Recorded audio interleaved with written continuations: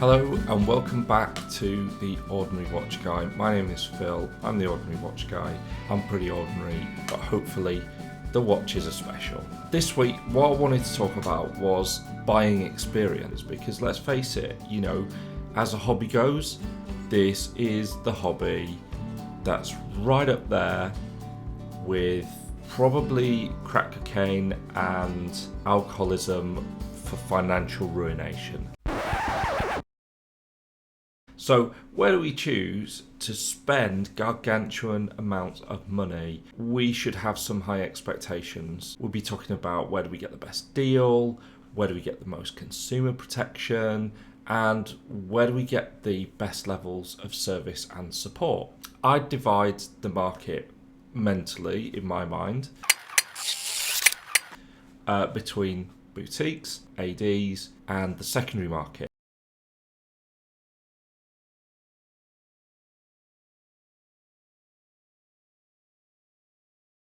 To make this video a little bit easier to track, we're just going to look at two models, the Omega Speedmaster, the Moonwatch, and the Breitling Navitimer GMT 41, which is a beautiful new piece that I've been kind of keeping my eye on, don't tell my wife. Both examples on straps, not bracelets. The Breitling is listed at $48.50 MSRP, and the Speedmaster on the nylon strap with the Hesalite is listed at $62.00. Let's get into it and see what we can expect.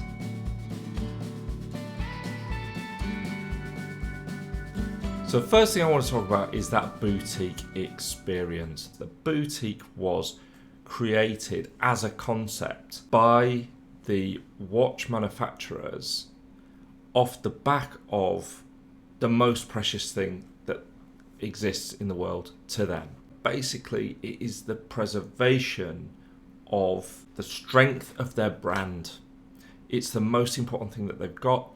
The truth is that when the quartz crisis arrived in the 1970s, it changed the whole idea of what a wristwatch was there to achieve. It became very, very apparent that there were cheaper, more reliable ways of telling the time.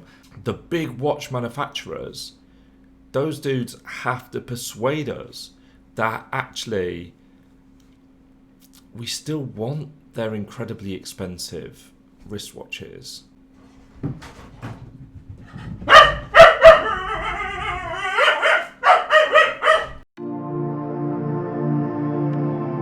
Rolex led the way in making the wristwatch a status symbol, an example of your success, and something that people who were doing really, really well used as a mark of credibility on their wrist. And off the back of that, watch manufacturers have been driven to create products that people don't need, but they want them. Boutiques are about protecting that. Manufacturers and watch houses don't like the idea of ADs discounting watches. If you go into most ADs, you can get money off. Wait a minute. Well, we're supposed to haggle. You can talk to them about them taking 10% off a watch. And when you're talking about a watch that's going to cost you $5,000, let's say, that's £500. Manufacturers and watch houses don't resent that £500 in terms of 500 quid that they're not getting. It comes out of the AD's cut. Watch manufacturers resent it because it erodes the value of their brand. The real apex brands don't need to offer incentives off their price because the demand is so significant. If you're in a position to afford a Patek Philippe and you can get your hands on it, then the price is not going to be the deciding factor. The boutique exercise is to change the dialogue between I can give you some money off this to I'm going to add value into the transaction. I'm going to give you a glass of wine. I'm going to get you some cold sparkling water. I'm going to treat you like a celebrity coming into this place.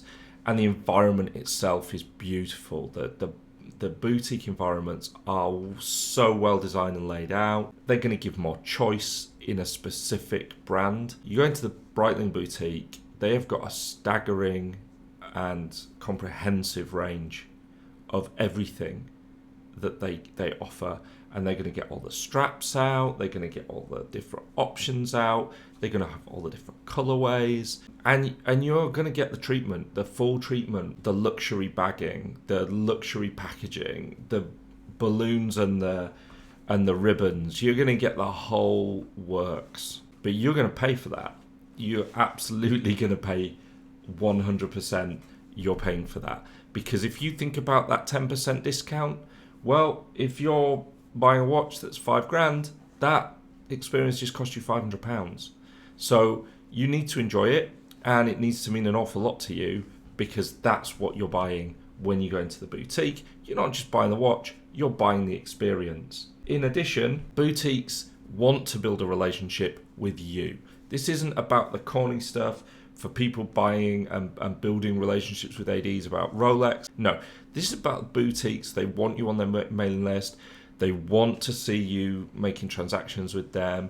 And for the people who are towards the top of that, for them, they're going to get invited to celebrity guest appearances. They're going to get brought in when they're doing watch building. They're going to get brought back to see some very difficult to get hold of watches. They're going to get all of that. It's all about that experience, so that people buy into the brand and become an Omega guy or a Breitling person or a Cartier person. That's what it's all about. What you have to bear in mind is when you go into that boutique, you are not going to get that 10% off.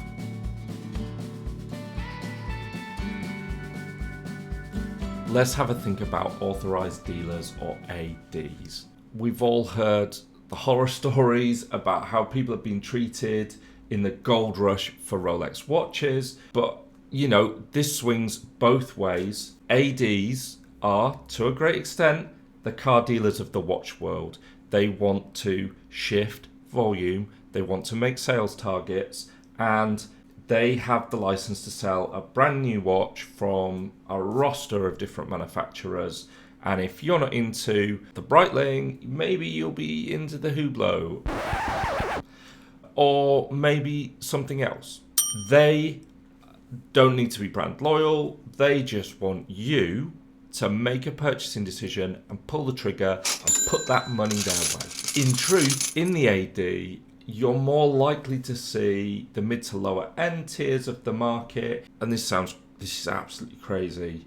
Mid-tier luxury brands, they should just be regarded as out and out luxury, all of this stuff. But anyway, Tudor, Longines, Rado, Oris, through to Tissot, Romanville, Seiko, and the entry stages of luxury watch purchasing. They're going to walk you through all of that, something for every budget, that kind of attitude. This experience is not going to be as unique or as special. It's transactional. The environment is not going to feel as special. It's not going to feel like you're buying the watch in a townhouse somewhere. It's not. But in that environment, I'm not paying MSRP for anything. A lot of people scoff and go, well, you are if you want a Rolex. Well, actually, it's not that long ago since Rolex were offering substantial discounts to people, and then something crazy happened. Everybody lost their minds and stopped behaving like sensible adults around Rolex. I think with the heat going out of the market, here's my hot take, we will return to those days. The idea of them never having to go back to that forever, well, that's the least likely thing. It's just not going to be unobtainium forever, okay?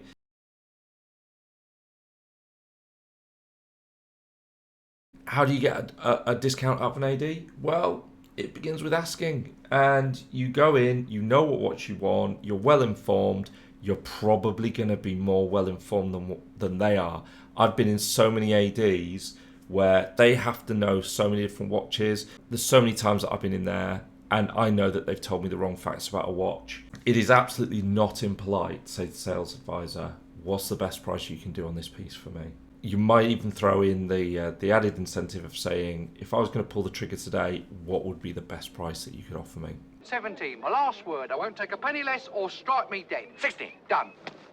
Expect them to have to check with the manager. They already know what they can do on a watch, but they do this performance and they'll go back into their manager and they'll come back out with, wouldn't you know it, a special offer. That's not actually their best offer, surprisingly.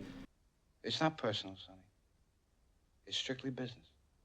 My advice is to get them to write it down on a piece of paper and walk away. You take that piece of paper with the price and you walk out. Thanks, I just need a bit of time to walk around and think about it. You walk straight out of there, you go to the next AD over, you put that slip in front of the next sales advisor and you say, this is what I got offered, can you beat it? Almost guarantee you that AD will beat that price and they'll get it down again, even a little bit further, okay? Example in question, I was in Mapping and Web, they quoted me 10% off on a Speedmaster. I said, thank you very much. Could you write that down for me? Wrote it down. I walked it straight out the door, went to Ernest Jones, said, okay, this is what I've been offered over at Mappins. Can you beat it? Lo and behold, they could do 13%. I'd rather it was in my pocket, to be honest. Don't be greedy. Don't walk it around forever. Get a couple of offers. If you like one AD a little bit more, offer them the opportunity to have the final say on the price. Shake hands and pull the trigger. That's how the AD system works.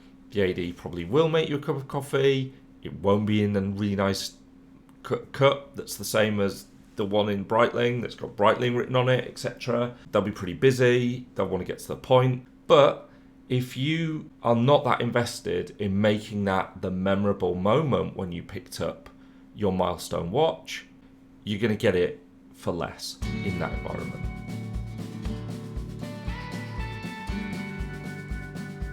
So let's talk about the secondary and the import market. We've already looked at where the highest value and the highest tier of consumer protections exist. There's no question about that.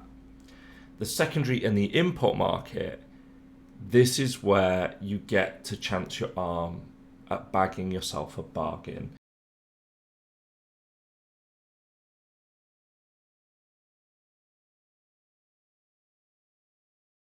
The biggest rule of buying secondary is to buy the seller and not the watch. If it seems too good to be true, guess what?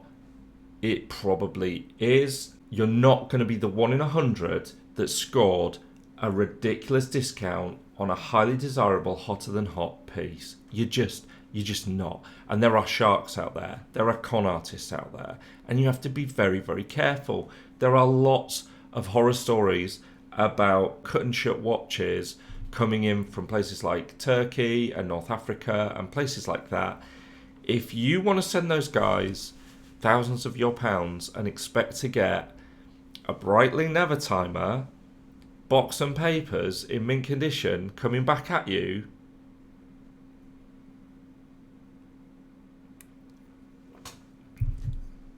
I've probably got a bridge I could tell you actually. Buy the seller means doing at least as much homework on the seller as you would do on the watch, okay? It's about, have they got a website? Have they got bricks and mortar presence? Do they have an international customer base? Actually, are they well regarded in the market and do they have lots of very real feedback? Not that fake from my cousin feedback. Anywhere that's just got 5-star reviews is faking their feedback. Nobody gets all 5-star reviews. Yeah, actually, click for a like. Just click like for me. That'd be great. Cheers. Anyway, if you pay your money and that watch doesn't turn up, what's your next move? Is there something that means somebody's going to have your back? The last thing that you want is a legal dispute in a foreign country. If you're just buying watches off Reddit, Facebook Marketplace or eBay, yeah, that's the Wild West. That's the Wild West of watch buying. You're out there like Annie Oakley, basically. That's what you're doing. I have had a good experience of buying from abroad, namely Japan. You have to adopt a certain amount of your own common sense about evaluating where you would buy from. Japan is a country with high levels of consumer protection. It has a very strong honour culture, and they live and die by their feedback. Generally speaking, the watches out there are under-described and over-delivered. Yen is weak, pound is strong. That gives you an extra benefit on the transaction. One thing about importing a watch, however, you've got to remember about our good friends at the HMRC though. They want their 20%. Make sure that you factor into the price, as dazzling as it sounds, that price is so fantastic. Put 20% on it for when it comes into the country, because that's the VAT.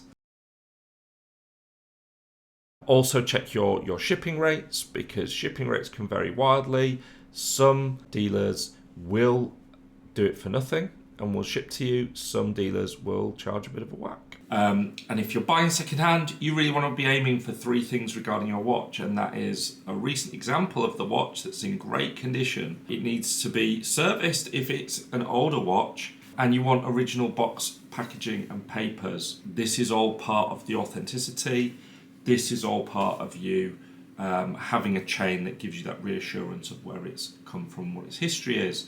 And obviously with older models, neo-vintage and vintage, you're going to want to know what the service history is and when it was last serviced. Apply a shrewd eye. Be patient. Don't be impetuous. If you take your time, you can easily outperform the prices and discounts that have been offered by ADs.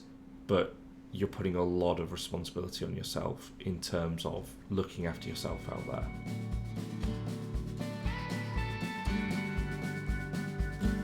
Okay, so let's summarize. Your boutique, you're going to get your higher prices, but you're going to get your best buying experience, the best buying experience that you can possibly imagine, strongest levels of consumer protection, and they're going to go the extra mile. Lots and lots of extras bundled in. Maybe the boutique experience is worth it for you. You're not going to get any discounts though. You are paying for that experience. Your authorised dealers, they've got the moderate prices, the price in the middle. Don't go into an AD and pay list. If you're going to go and pay list at an AD, go and buy it at the boutique. Never pay list at an AD. Reliable consumer experience with all of the protections that you would expect. You don't have to worry about VAT and things like that. Everything is all in there, in the price at the AD. But you're not going to get those little magical touches and the little bits that just go along the top with your boutique experience. Secondary and import market, lowest prices. Now, in this environment, in order for you to make that risk to reward ratio worth your while, you have really got to carve into this. You got to make sure you're getting a fantastic deal. The danger is, if it's too good to be true, it's probably not true, is it? You're going to get no kind of buying experience. Risk to reward, you got to get the lowest price possible. And we're talking now into, can you get 30% off? You can do things that give you a little bit more protection. There are places like Chrono24 and Joma and places like that that give you a little bit more in terms of protection. But like I say, if you're buying off Reddit from strangers, Facebook and things like that, it's a buyer beware experience. You know, authenticity is important. What happens if this watch turns up and it's an absolute dog and it's clearly a fake? Buy the buyer, not the watch. Do your homework. Be very careful in this kind of environment. Always remember, if you're buying outside the UK, add that 20% on, because HMRC certainly won't forget. A couple of examples then, bottom line on pieces. Let's say we were talking about Breitling Navitimer Automatic GMT 41, boutique, 4,850 quid. You walk in there, fantastic experience, that's what you'll pay, no haggle. AD, I want to be paying about £4,300 for that in the AD. That's what's, you know, I'm not pulling the trigger until they get down to that sort of money. On the secondary and the import market, now you've got to ask yourself, what is it worth to me to go through the rigmarole and the risk and the lack of customer service and support? Now, I've been checking these out in the secondary market on import, and you're still looking at £4,200. So actually, for that extra £100, plus the warranty and everything else, I'm saying in this particular model and this particular watch, I wouldn't I wouldn't go there. Omega Speedmaster Moonwatch Professional on that nylon strap, boutique, £6,200. In the AD, I'm going to get that for about £5,500. I'm going to go in there, I'm going to know what my trigger price is, and once I get to 5,500, that's when I'd be pulling the trigger, pressing the button, whatever you want to say. Secondary and import, well, there's a hell of a lot of Speedmasters out there. If I'm shopping in Japan, I'm bringing it in, including VAT. I want to land this in the country for 3,800, and I want it with a box and papers. That's what I'm looking at. That's the difference. That's what makes this worth it. Is it going to be the most recent example of the watch? Probably not. And you could pay a little bit more, and you could probably get brand new for not very much more, but that's what's out there at the moment. That's where it's sitting. And the conclusions you can draw from this is that the secondary and import market does not make sense on every single watch and every single brand. Speedmaster Professional, timeless classic, thousands in circulation, makes it a great deal if you're hunting and you're willing to be patient in the secondary market. With a brand new or relatively recent piece like the Navitimer Automatic GMT41, this is a new update on a classic watch. It's going to be high demand, beautiful dial, not going to be that many available.